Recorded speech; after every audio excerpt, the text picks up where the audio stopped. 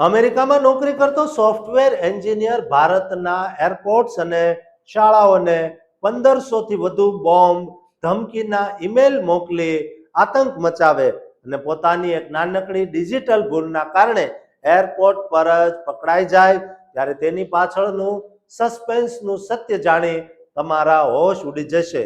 દોસ્તો, અમેરિકાના ટેક્સાસ રાજ્યમાં આવેલા ઓસ્ટિન શહેરમાં એક જાણીતા સોફ્ટવેર કંપની અંદર સોફ્ટવેર એન્જિનિયર તરીકે નોકરી કરતા અને મૂળ ભારત દેશના તમિલનાડુ રાજ્યના તિરુનેલવેલી જિલ્લા હેઠળ આવેલા અંબા સમુદ્રમ વિસ્તારના વતની શરથ સુબ્રમણ્યમ શંકર ઉર્ફે શરથ સુબ્રમણ્યમ શંકર સામે ભારતીય એજન્સી તપાસ દ્વારા અતિશય ચોંકાવનારો ખુલાસો કરવામાં આવ્યો છે. સત્તાવાર રિપોર્ટ્સ અને તમામ વિગતો અનુસાર ગત વર્ષે 2023 થી 2025ના સમયગાળા દરમિયાન ભારતના દેશભરમાં 1500 થી વધુ બોમ્બ ધમકીના જૂઠા એટલે કે હોક્સ ઈમેલ્સ મોકલવાના ગંભીર કાવતરા પાછળ ભારતીય સોફ્ટવેર એન્જિનિયર શરથ સુબ્રમણ્યમ શંકરનો હાથ હતો. તેના દ્વારા મોકલવામાં આવેલા આ ભયાનક ઈમેલ્સના ટાર્ગેટમાં દેશના અનેક આંતરરાષ્ટ્રીય અને સ્થાનિક એરપોર્ટ્સ, કોમર્શિયલ એરલાઇન ફ્લાઇટ્સ, તમામ શાળાઓ અને કોલેજો, પ્રખ્યાત અન્ના યુનિવર્સિટી, વિવિધ સરકારી કચેરીઓ, રાજકારણીઓ, વરિષ્ઠ પોલીસ અધિકારીઓ અને નિવૃત્ત ઇન્ટેલિજન્સ અધિકારીઓ સામેલ હતા. તે સમયે દરેક ઈમેલ ધમકી મળતા જ સરકારી વહીવટી તંત્ર અને સુરક્ષા દળો દ્વારા તાત્કાલિક સ્થાનિક police, bomb detection and disposal squad અને ઇમરજન્સી કટોકટી ટીમોને મોરચે તૈનાત કરીને કડક ચેકિંગ અને સઘન સર્ચ ઓપરેશન હાથ ધરવામાં આવતા હતા, જેના કારણે નાગરિકોમાં ભારે ફફડાટ અને ચિંતાનો માહોલ વ્યાપી જતો હતો. પણ બાદમાં આ તમામ ધમકીઓ ખોટી અને જૂઠી સાબિત થતી હતી.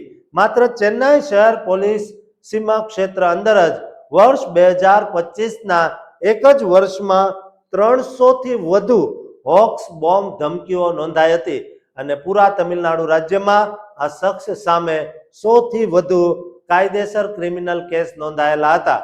પોતાની અસલી આઈડેન્ટિટી અને ઓળખ છુપાવવા માટે આ ચતુર સોફ્ટવેર એન્જિનિયરે Tor browser, VPN, dark web, encrypted communication services અને વિદેશી સર્વર્સ જેવા અત્યાધુનિક ડિજિટલ સાધનોનો ઉપયોગ કર્યો હતો, જેથી તેને પકડવો અશક્ય લાગતો હતો.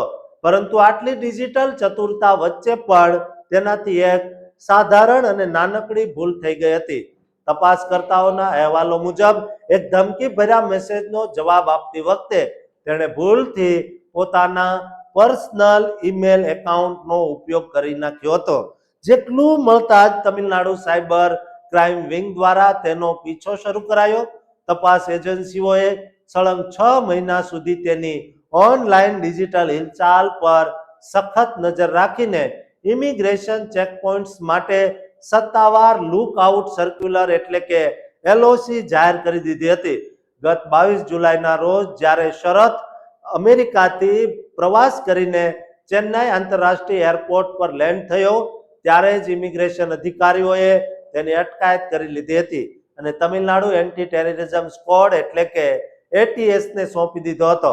પૂછપરછ દરમિયાન આ સોફ્ટવેર એન્જિનિયરે સનસનાટી ભર્યા ચોંકાવનારા ખુલાસા કરતા સ્વીકાર્યું કે પોતે સરકારી તપાસ સિસ્ટમ અને કાયદાથી બચી શકે છે કે નહીં તે માત્ર ચકાસવા માટે જ આ ધમકીઓ મોકલતો હતો. અટકાયત બાદ તેને જ્યુડિશિયલ કસ્ટડીમાં મોકલાયો હતો અને ગત 28 જુલાઈના રોજ જોર્જ ટાઉન કોર્ટ વધુ પૂછપરછ માટે તેને 6 દિવસના પોલીસ રિમાન્ડ પર સોંપ્યો હતો. આ ઉપરાંત મુંબઈ ક્રાઇમ બ્રાન્ચ દ્વારા પણ વર્ષ 2024 થી 26 દરમિયાન મુંબઈમાં નોંધાયેલા હોક્સ બોમ્બ ધમકીના કેસોમાં તેની કસ્ટડી મેળવવા માટે અદાલતી કાર્યવાહી હાથ ધરવામાં આવી છે. દોસ્તો, તમે અમેરિકામાં બેઠા બેઠા આતંકવાદીને શરમાવે તેવા કૃત્ય કરો અને ભારત દેશમાં કે વિશ્વના કોઈ પણ દેશને ખબર ન પડે તે બની શકે નહીં. માટે આવી ભૂલ ક્યારેય પણ કોઈ ભારતીય ન કરે તે માટે અમેરિકામાં રહેતા તમામ ગુજરાતી અને ભારતીયને આ વિડીયો શેર કરજો અને આ ચેનલને સબસ્ક્રાઇબ કરવાનું ચૂકતા નહીં.